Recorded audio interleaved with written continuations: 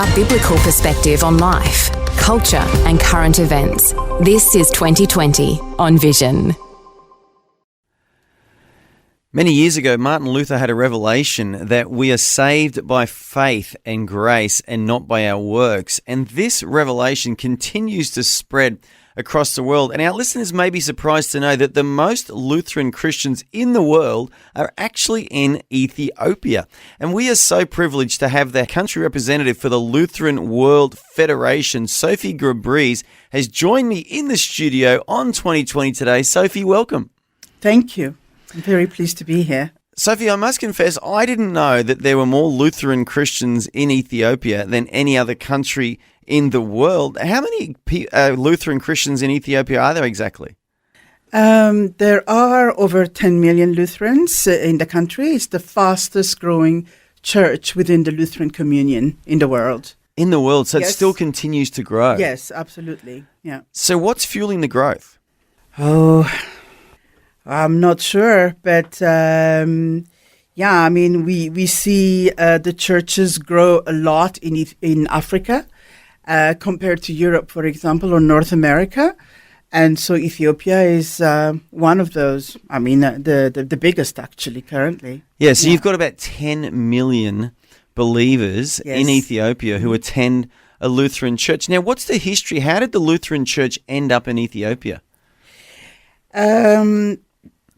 Ethiopia is an Orthodox country mostly. That's the largest church, and they're concentrated around the northern and the central plateaus. And so the gospel Lutherans came in through western Ethiopia, through Oromia, and that's where they started the missionary work, and that's where the church started. And now it has a national reach. And that's how now they have 10 million members. Yeah. But the missionaries that first came, they weren't even German, were they? They were Swedish. Yeah. Some Lutheran, some Presbyterian, but it was more Swedish missionaries. So Swedish that started the church. Isn't that amazing? So Sweden is a long way from Ethiopia. It is. It is. It's amazing. Yeah. And can you imagine, those Swedish missionaries would have had no idea that one day there would be 10 million believers in the Lutheran church in Ethiopia because of their labors and their sacrifice. It's true. And they also, it was, they did both. It was like serving the whole person. They brought in the gospel, but also they built schools and hospitals in that area. And a lot of people were highly educated from that region because of the presence of the Swedish and the support that they brought in the region, in addition to the gospel. Yeah. Yeah, so they brought the good news, but they also brought practical help as well, education and healthcare. Absolutely. So the motto of the church is actually serving the whole person, spiritually, physically, materially. Yeah. Yeah. Yes. Which really flies in the face. There's been a bit of thinking in the Western world in the last 20 or 30 years that missionaries went into places like Africa and ruined their culture and ruined the countries. But in reality, the Christian missionaries brought not only good news, but they brought a lot of blessing with them too, didn't they? Oh, absolutely. There's no question. A lot of education, good health care, and also churches. But the diaconal arm also very, very strong. Yeah. Yeah.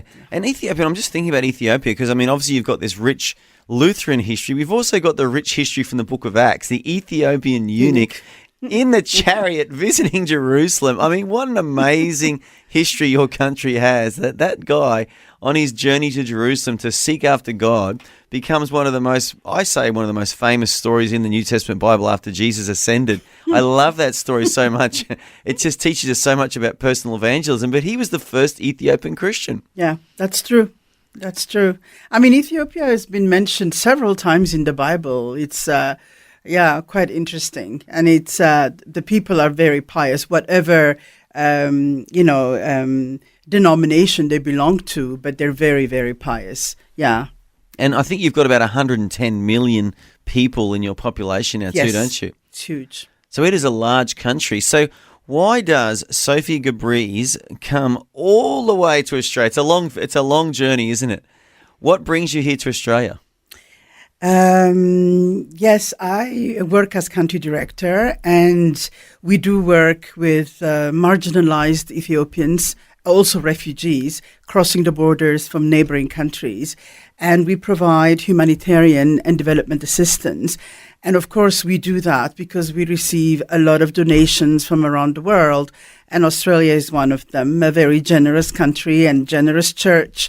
And so I come to meet those generous Australians and also the churches and church members, and to speak to them, to thank them for the support, but also to raise awareness about what's going on in the country and the big contribution that they're making in the lives of many, many people, underserved people in the country. So you're getting refugees from other countries. Where are they coming from at the moment?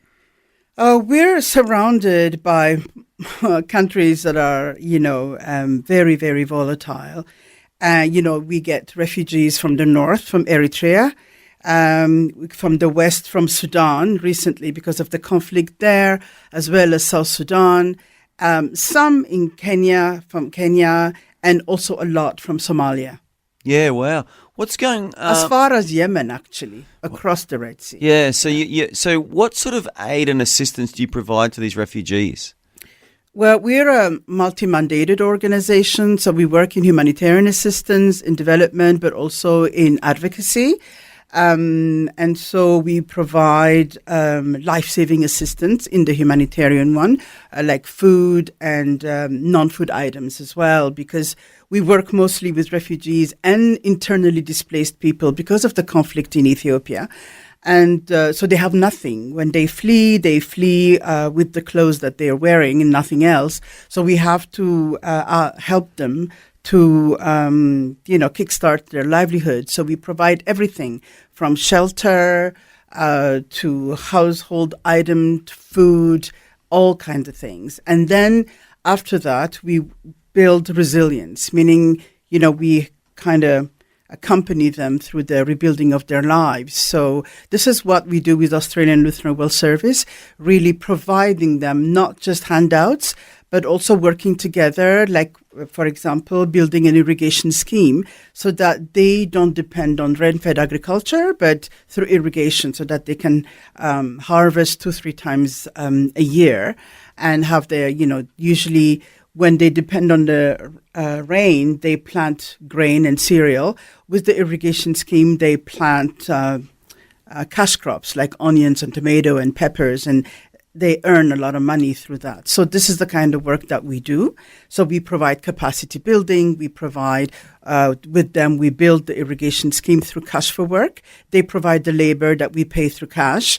And then we build the scheme and the seeds, the fertilizers, and try to really enhance their livelihood and create climate resilient livelihood. That's what we need, because Ethiopia also really is very adversely affected by climate change. Sure. And so we have to do something that is very climate resilient.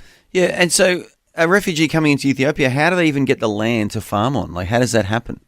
For the refugees, before 2019, that was not possible because the refugees, they come, and Ethiopia has an encampment policy, not like Uganda where they have the settlement policy. So they are in a camp and mostly in the very marginalized, lands. But nowadays, they come in and then we try to have inclusive policies so that we integrate services both for the communities that host them and the refugees together. For example, we have refugees and host communities attending the same schools, because most of the time, refugees has more services and facilities than the host communities that serve them, because they are in very poor areas. But now both of them are getting the same services: access to water, access to medicine, access to education, and access to land now. We have, with UNHCR and the Ethiopian government, we have what's called the Global Compact for Refugees. It's globally known policy to bring inclusion between the two communities and create social cohesion between the refugee and the hosting community, and also provide land for them so that they can work the land and basically supplement the WFP distribution of rations, for example, which is never enough because it's always cut. they cut the rations. So if they grow the vegetables, they can use some of it for their own consumption and some of it for the market so that they can buy other things that they're lacking. So there have been a lot of changes. How refugees are having more and more rights, than just sitting there and just receiving handouts. They're encouraged to work. They're encouraged. There is freedom of movement. They can go out. They can have bank accounts. They can have a driver's license, access to documentation. All these things are new since 2019. So we're seeing a lot of progress. That's why they're able to farm also. Yeah, it's with wonderful. The host communities. It's very empowering, isn't it, for these communities that they can actually see hope for the future, not just rely on handouts all the time. That's wonderful. And so you've come to thank all of the Lutheran churches of Australia who, through their generosity, are really helping you guys do what you do in Ethiopia. That's so nice. And how have you been received since you've been here? Oh, I mean, I arrived on Monday, and for now, I have been meeting Australian Lutheran World Service staff. I'm beginning now this is the first I'm speaking to the churches now, and for the next 2 weeks, that's what I'm going to do. Just say thank you, meet and greet, and say thank you. Meet and raise awareness and say thank you. Yeah. And just where else is a Lutheran church strong, and what other nations? Obviously Germany, but what other nations is a Lutheran church still very strong in? Sweden. Sweden is very strong. Denmark, Iceland, strong. Germany still has. It began there, and then where else? Germany, Austria, Sweden, Denmark, Norway. Yep. In Europe. These are some of the big Lutheran countries. In Africa, you have Ethiopia now, Tanzania. Is quite big also. Before Ethiopia, it was Tanzania that had the largest number of Lutherans in the world also. Yeah, is that Sweden. a former German colony, Tanzania? Yeah, Tanganyika, and then Zanzibar, and then they became together in Tanzania. But there have some German history. Interesting, isn't it? Colonial history. Really interesting. I don't know if you know this, but Papua New Guinea, just north of Australia, It was also a German colony once upon a time, and there's a fairly strong Lutheran church up there as well. Yes. Yes. Yeah, amazing history. I love history, and I love the history of Martin Luther. I've read so much about Martin Luther over the years. And but Sophie, I could chat to you all day, but it's just been so good just to get a little snapshot of what God is doing in Ethiopia and how the Australian Lutheran churches are being such a blessing to you through their generosity. And have you got any final words or thoughts for our Australian audience today? Yes, I want to say thank you very much for the support we have been receiving, both for humanitarian work and development assistance. That support has lifted a lot of people from poverty, from despair, and has provided faith and hope, I think. And the people themselves are very resilient, but this also has added to that and provided a lot of hope. And it's very nice for me as country director to go and see that hope. And I think it uses us also to do God's work. And we have been very blessed to be able to do that. Thank you. Thank you very much for the support. Well, thank you. And this is Sophie Gebreyes, and she's here at the invitation of the Australian Lutheran World Service. She is the national country representative for the Lutheran World Federation of Ethiopia, a fairly small congregation of Christians there, about 10 million Lutherans in Ethiopia. She's got a very busy job. Thank you for spending some time with us and joining us on 2020 today. You're welcome. It was my pleasure. Thank you. Thanks for taking time to listen to this audio on demand from Vision Christian Media. To find out more about us, go to vision.org.au.